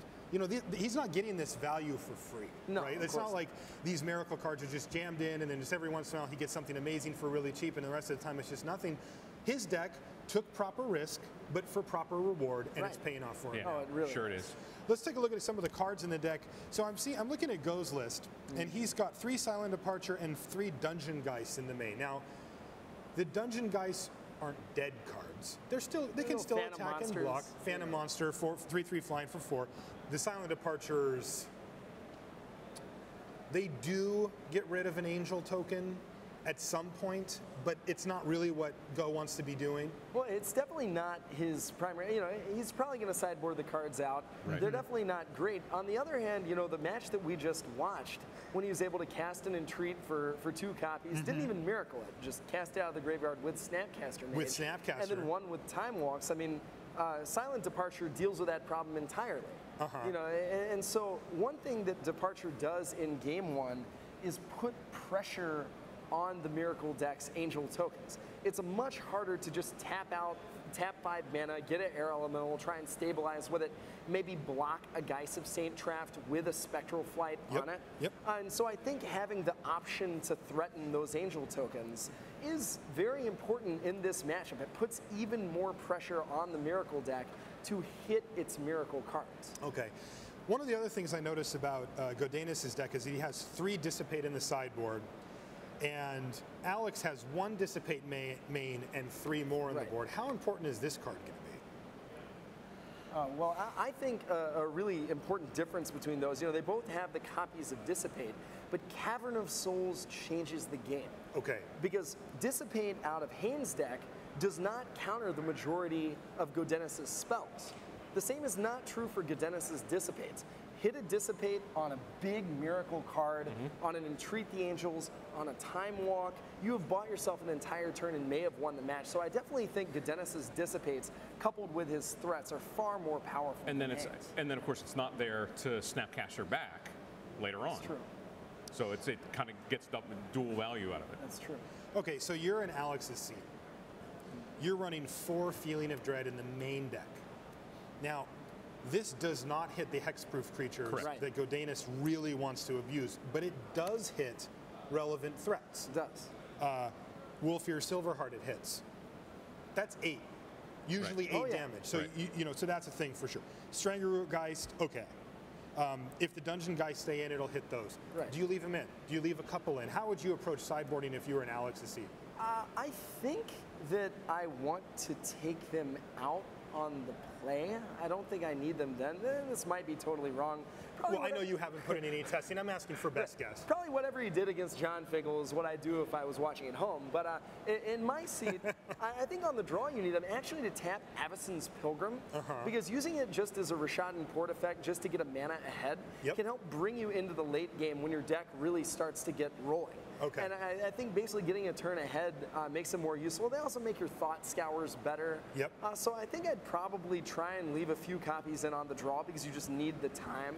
And I'd probably side them out on the play. Yeah, again, I think that's the Rishadan Port effect is important because once again, we come back to the tempo in this match is important. If Godanis doesn't have good early turns, I don't think he can win a game. Oh, and we saw that. I mean, I thought John Finkel kept an extremely questionable hand in the last game of the first match. I mean, the hand just didn't really do anything. And even, you know, leaning on Geist of Saint Traft, it's very important to remember that Hayne is bringing in his own Geist of Saint Trafts for games 2, 3, 4, 5. So that card, you know, usually can rely upon it to stick around. It's not going to do that here. So I really think that you have got to make sure you can present threats in the opening couple of turns. Otherwise, the deck just falls apart. It's got all these pump spells and nothing to attach them to. I mean, we saw the value or the lack of value of the tempo from Josh Cho in Game 5. Right.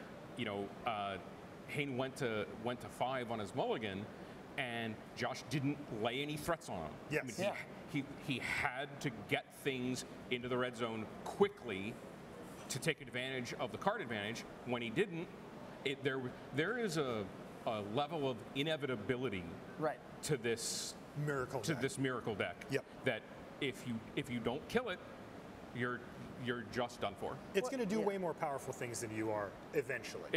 And when your first threat is turn 6 Huntmaster of the Fells, you can't expect to compete with all these powerful cards drawn off the top of the deck. Yeah, with 3 or 4 angels or whatever. Exactly. Yeah, because what we're going to see is we're going to see Alexander Hayne use the early part of the game to filter through his deck using Thought Scour and Think Twice. Maybe hold off some threats if he can in the first game with his Feelings of Dread or something. But he's not doing a whole lot during those. He's kind of getting his mana down. He's building up, you know, like a lot of control decks, he's building up a mana base in order to start taking advantage of the really dominant spells in his deck. Of course. One of the cards that I don't think that we saw against Finkel that I'm really curious to see here is Devastation Tide. So this says return all non-land permanents to their owner's hands. Creatures. That's straightforward. Spectral Flight. All of these things have to go back to their hand as well. And this deck, Go's deck, is running Increasing Savagery. It has 4 of them. Those counters just go away. That's true. So you guys how important do you think Devastation Tide is going to be in this matchup?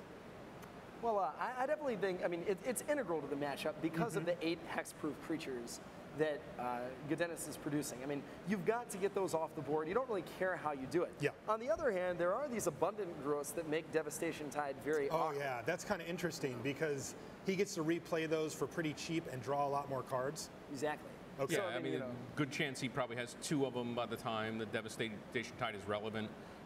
But I think in the trim, that's Devastation Tide is still value for Alex because you know what you talk about what he's spending his early turns of the game doing.